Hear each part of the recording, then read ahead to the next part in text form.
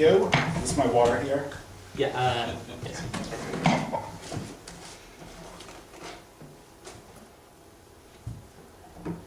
All right, we'll see. Oh, I don't want to start coughing and then end up getting shoved into a van. Thank you very much. It's been an honor to be here at the first annual CAPC convention. It's been a lot of fun. We've learned a lot and had a lot of good fellowship as well.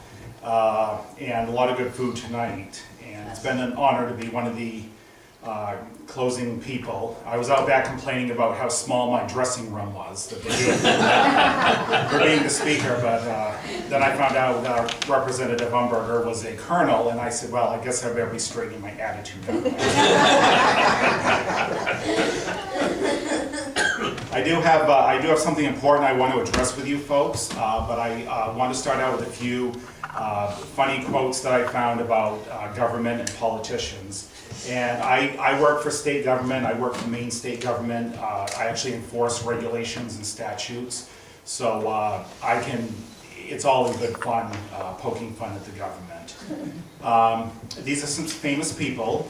First one is Will Rogers. He says, be thankful we're not getting all the government that we're paying for. Thomas Jefferson, speeches that are measured by the hour die by the hour. Abraham Lincoln, I can make more generals, but horses cost money. Winston Churchill, the best argument against democracy is a 5-minute conversation with the average voter. Margaret Thatcher, the problem with socialism is that eventually you run out of other people's money. Another Will Rogers one, I like this one. A fool and his money are soon elected. And that applied to our Congress, not our folks that do good in the state. Here's a quote from Teddy Roosevelt back in the day. When they call the roll in the Senate, the senators don't know whether to answer present or guilty. Thomas Jefferson, another quote about newspapers, he says, advertisements contain the only truth printed in newspapers. And I heard this being discussed, I don't know if this is Maine Governor Paul LePage or his chairman of the Maine Turnpike Authority, Peter Mills. They said this about government. People tend to do strange things with other people's money. And this is one of my favorite quotes. I say this all the time when I'm doing an investigation or a survey and people ask, why do they have this regulation? Why do they have this rule? And I always say, just as deadpan as I can, it's for the public good. And I'll finish up my quotes with a few from Ronald Reagan, who's one of my most favorite consummate politicians, and I think a lot of you folks as well.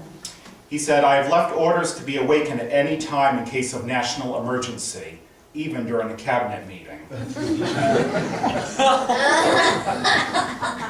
A photograph is worth 1,000 denials. I'm not worried about the deficit. It's big enough to take care of itself. Thomas Jefferson once said, you should never judge a president by his age, only his works. And ever since he told me that, I stopped worrying. And here's my favorite final one. One way to make sure that crime doesn't pay is to let the government run it. So hopefully that'll add a little bit more levity to the evening. I do have a serious thing I do want to talk to you briefly about this evening, and it's of the importance of the Constitutional Awareness Pact. And one of their main goals is to study and read the United States Constitution.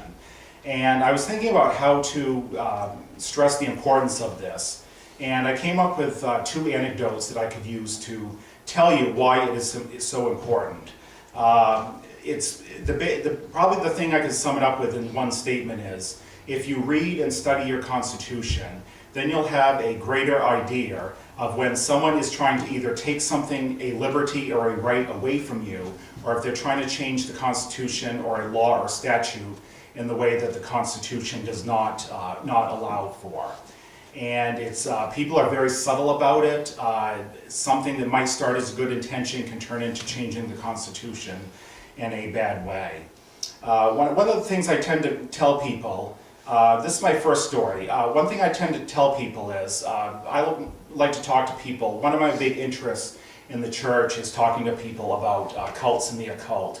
And one thing I always used to do was teach people how to identify them, how to look out for them. And one of the things I always said was, the most important thing you could do is, because oftentimes after the talk people would say, well, I don't know as much about those as you. How can I tell that this doesn't match up with the Bible?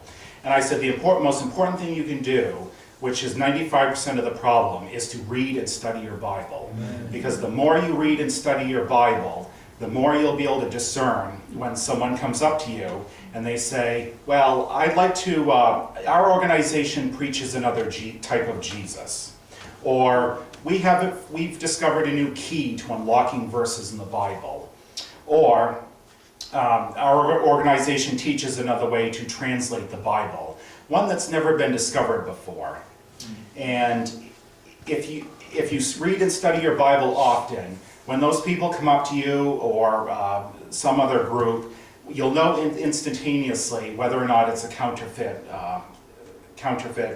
Jesus that's being preached. So that's important. And my second one is, I was reading a sermon from a minister who was speaking years ago. And this, I believe, is a United Methodist minister. And he was talking about how he was having this conversation with a bank president. And they were talking about how they train their bank tellers to identify counterfeit bills when they pass them. Because as time has gone on, it's become more and more sophisticated on how they counterfeit bills. And so the minister was very interested. He says, how do you train them? What do they do? And he says, what we do is we fly them down to the United States Treasury, and they actually work as treasury workers in the printing office. And they have this huge printing office that they print the money, cut it, stack it, and sort it. And then they have a small room off to the side where they have all the counterfeit bills that have ever been confiscated, that the Secret Service has come up, confiscated as well. And what they do is they have the treasury workers spend most of the week, and what they do is they spend pretty much most of their week right beside the treasury workers.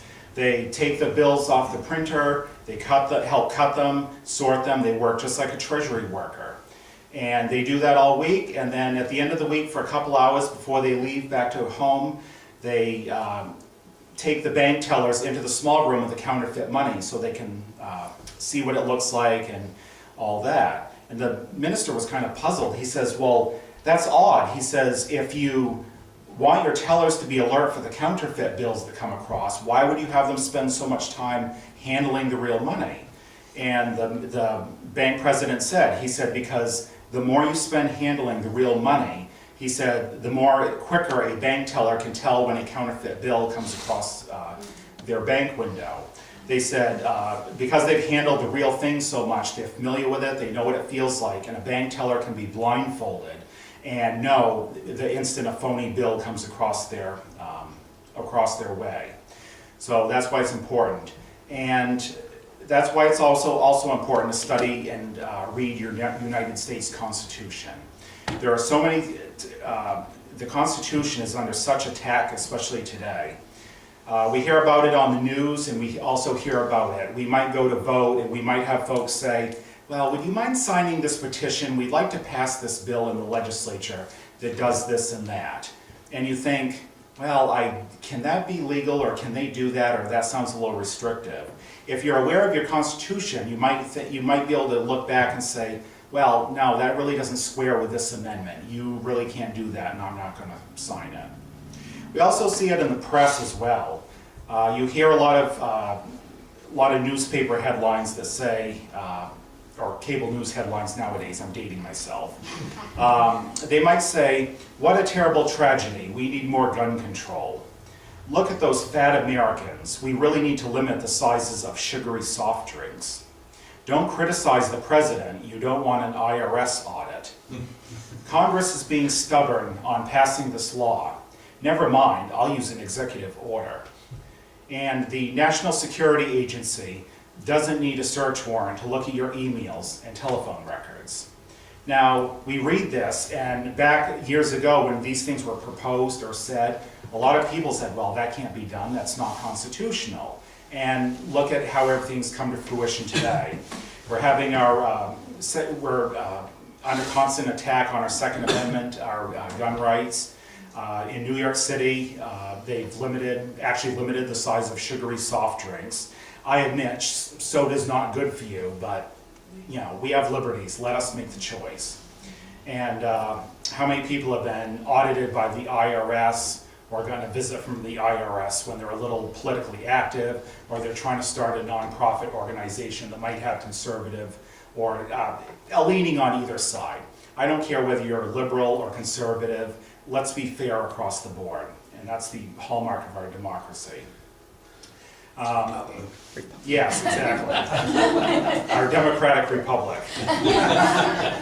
And so that's why it's so important to read the Constitution and study it, and just be familiar with it. I think it's absolutely honorable what the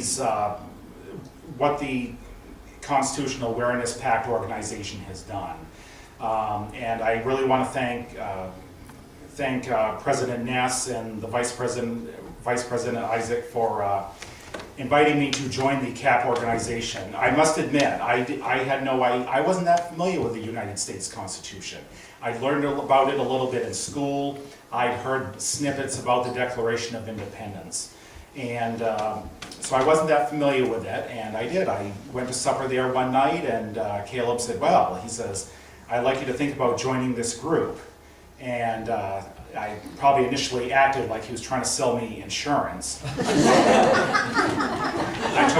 I took the paperwork home and filled it out. I said, yeah, this sounds fun. And I said, it'd be, you know, a nice little way to help out and everything. And I didn't know if I would fit in or not, because the median age of this group is about 17. And I'm, you know, and I happen to be a couple years older than that. So we had our first meeting, went very well, and it's progressed into a really great organization. I'm honored to be press secretary because one of the suggestions I made was, I said, they ended up, I think Caleb ended up launching a website, and one of the suggestions I made was, I said, let's get some fresh material on the website. No one wants to go to a website that never changes.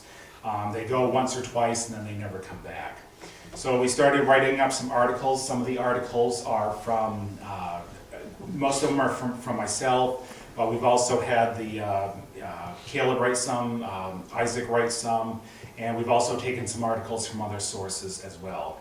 The goal of the In the News part of the website, we're there to be fair and objective. We want to represent everyone in the United States. I'm sure you've, you know, I've injected some humor into some things. We've, you know, made cracks about, you know, Hillary and Donald Trump as well. People particularly like my comment about Donald Trump's hair and the vacuum cleaners. So it was a lot. We've done a lot. I'm pleased it's culminated with this annual convention, and it's just been an absolute honor to it. I'm looking forward to the next year, and we're looking at getting a few more members. Please, it's, you know, free to sign up. You just fill out 2 or 3 pages of paperwork, and it's a lot less paperwork than a tax return, although not much easier. And do that. We have the meetings once in a while during the year and everything. And so like I say, always check out our website because that'll have the most current information on it. And I just want to say, and also this has been very important for me in my work as well. As I told you before, I work for Maine State Government. I work for the Department of Health and Human Services, and I actually work for a division of that, which is Licensing and Regulatory Services. And we license all of the anything in the Department of Health and Human Services that needs to be licensed, we do it. You know, it could be childcare, elder services, developmental disabilities, and things like that. And it is important to have, you know, it is important to keep your Constitution in mind. I like keeping it in mind when I work, because I realize that, yes, I have a job to do. You know, I'm there for the people, because yes, you know, state government has its issues, but it is very important work that we do, because a lot of people can stand for themselves, they can defend themselves, but there's a certain amount of people out there that they need state government. They need people to help out when need be, and get the services they need to be, you know, productive citizens and everything. So it is very important with that, and I'm glad I realized have awareness of my Constitution, so I can do a better job as a state employee. So I want to close with that. I thank you very much, and I'll turn it over to the President. Thank you. Stay right